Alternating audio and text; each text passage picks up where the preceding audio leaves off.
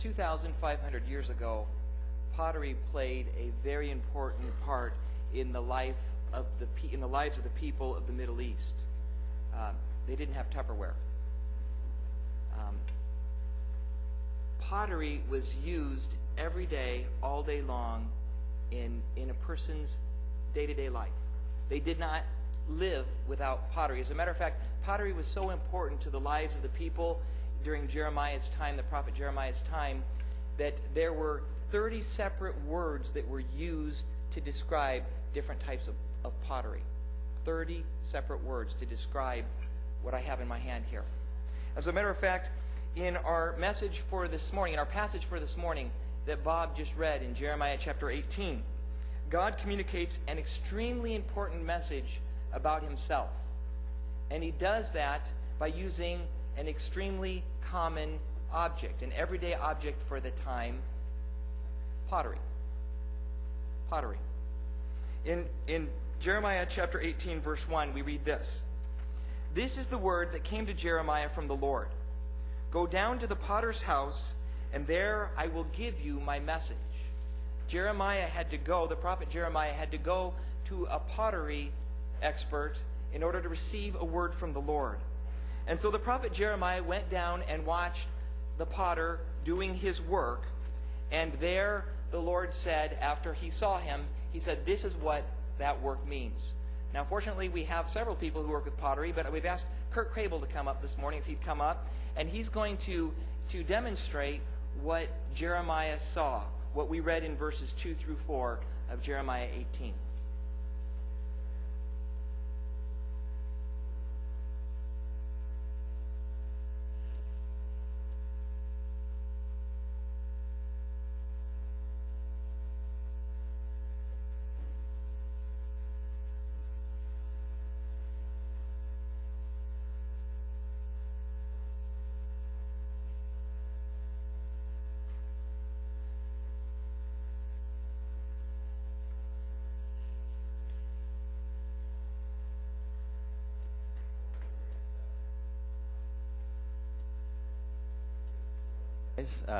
My name is Kurt Krehbiel. My wife and I usually go to the first service, so it's good to be here for the second service to see you guys. We don't know exactly, based on research that I've done, when mankind started to use clay. It was probably back in the New Stone Age time, 10,000 years ago or so. We're estimating, obviously back then we didn't have written record to know exactly.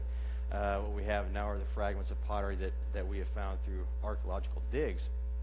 But we do know that approximately 4,000 or 5,000 years ago, we had the development of a potter's wheel. The first wheels were very simple, really small, pretty much one stone and then a second stone laid on top. And they would put animal fat between the two stones as a form of lubrication to turn it. They would have one person typically turning the top stone while another person was actually throwing the pot.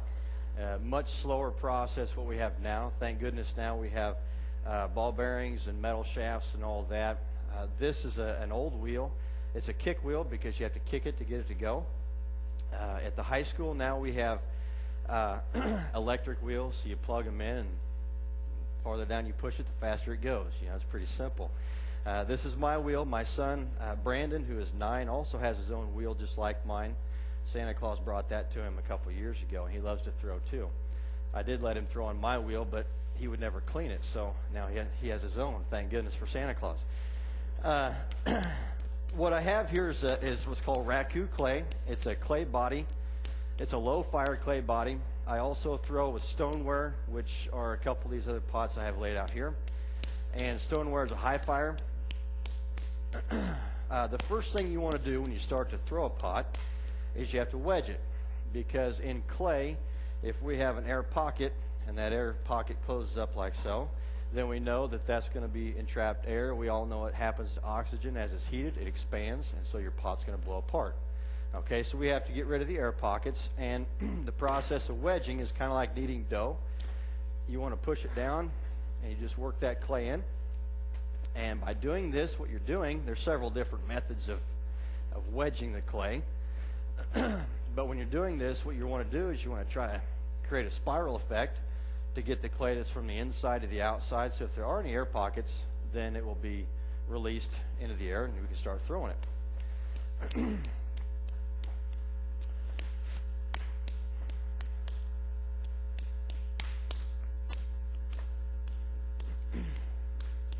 Once you have the clay wedged, then we're ready to start. I probably have around, this might be 8 or 9 pounds of clay, probably. A little bit bigger than the last service. But I weigh 160 pounds, so if this thing knocks me off the wheel, then I got a little problem. What we want to do next, we want to center the clay. If we don't center it, then our pot that we're making will be all goofy. It'll just be going everywhere. So the purpose and the reason for the potter's wheel is to create a symmetrical form. Obviously, one of the worst components to using a potter's wheel is what's called centrifugal force, which is going to try to take the pot and throw it. All right, so if I don't get it centered correctly first, we're going to have problems. So, yeah, you use your right leg if you're right-handed. Pastor Jeff asked me before we got started with these, he said, is your right leg bigger than your left? No, I don't think so. I don't know, I haven't measured it, but okay, we're going to use water.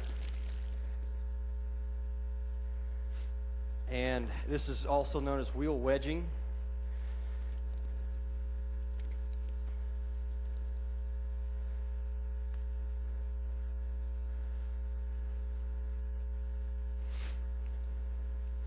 As we're centering, we want to go pretty fast to make life easier on us.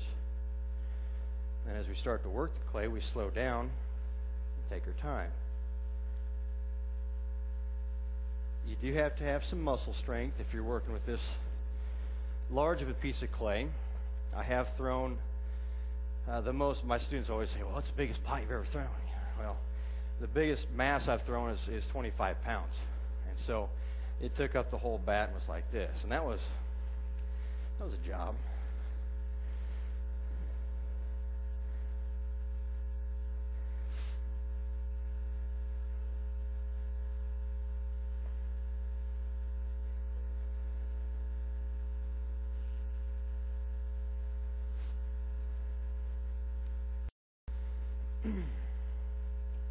So now we're centered. We want to open the form and create the inside cavity.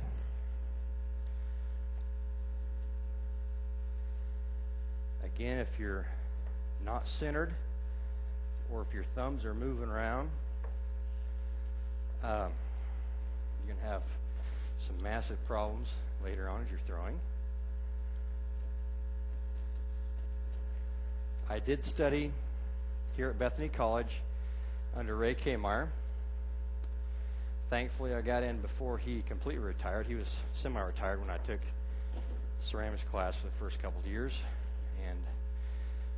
And I've gone to shows and people have said, well, your pottery looks kind of like Ray Kmar's. Yeah, it kind of does. He heavily influenced me. He's a great man. And I thoroughly enjoyed his work. The inside cavity is now formed.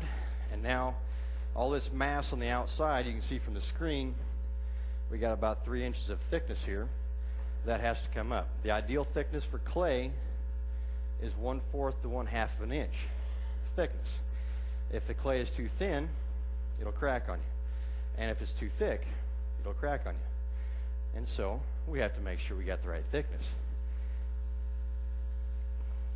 During the Greek and Roman times, the Greeks would throw 5 and 6 foot tall pots. And the only way that they could do that is to have the base extremely thick, 2 or 3 inches thick. And then what they would do is they would take the pot when it started to dry, and they would take it and put it on a very crude form of a lathe, just like a wood lathe, and they would shave off all that excess clay. That's how they got that much mass, that much height.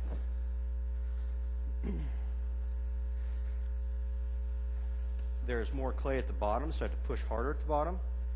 And then as I come up, I decrease my